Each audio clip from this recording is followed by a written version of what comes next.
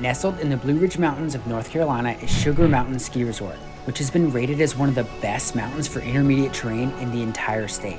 Today I'm doing a full review of Sugar Mountain that goes over 5 key categories, each rated from 0 to 20, that can be easily compared to any other ski resort. At the end of the video, I'll add up all the scores for a total score out of 100 to help you decide if visiting this ski resort is worth your time and money. First, let's take a look at the type of terrain offered at Sugar Mountain. There's a total of 21 different runs at Sugar for skiing and snowboarding. 8 green trails, 8 blue trails, 2 black diamond trails, 2 double black diamond trails, and 1 park trail to explore. There are no glade trails at this mountain, but they do have snowmaking capabilities on 100% of their terrain. Not to mention, this ski resort makes every effort to start making snow as early in the season as possible, making their opening day usually around the mid-November timeframe, which even beats Snowshoe, West Virginia in its opening this season by almost 2 full weeks. This is definitely a unique quality for ski resorts in this area of the United States, and they're able to open this early due to their snowmaking team and the fact that Sugar Mountain Summit is at 5,300 feet elevation. Sugar has 125 acres of skiable terrain, and 100 acres and 15 of their trails stay open for night skiing as well. Sugar Mountain also has a vertical drop of 1,200 feet, which is the highest of any ski resort in the state.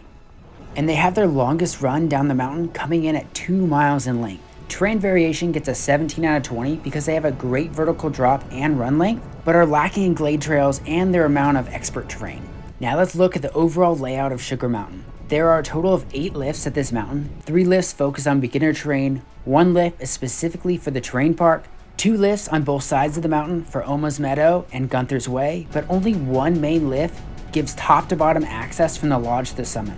Although this seems like there's a potential for bottlenecking at the 1 main lift, if all the lifts are open, there are roundabout ways to get to the summit.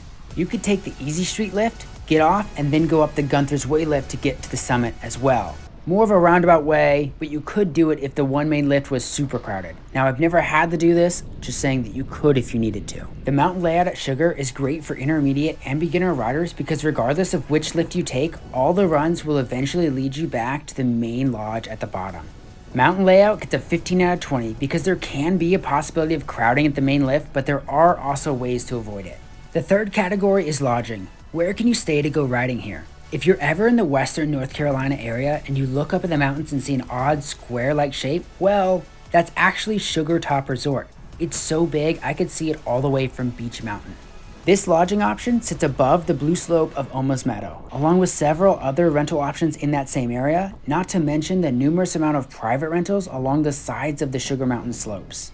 But if you're looking to save a good amount of money, there are plenty of nice Airbnbs in the surrounding area of Banner Elk that are only a few minutes drive away from the mountain.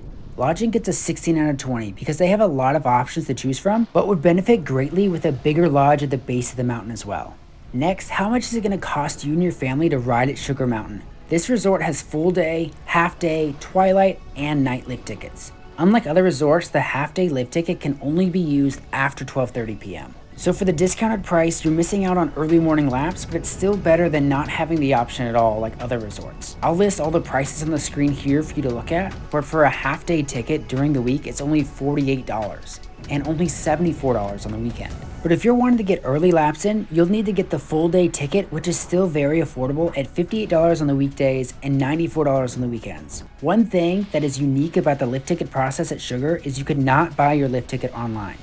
The first time you visit, you'll have to buy a pass from the ticket booth to use that day. Only then can you use that pass to reload a lift ticket online the day before you plan to ski or snowboard next time. Lift tickets get a 15 out of 20 because the half day option is cheap but locked into an afternoon time frame, and the lift ticket cannot be easily purchased online or in advance. And our last category is the uniqueness factor. What makes this ski resort stand out compared to others in the area? Sugar Mountain Ski Resort is located right between Beach Mountain and Appalachian Ski Resort, conveniently making it an ideal location to easily visit 3 different resorts in the same trip.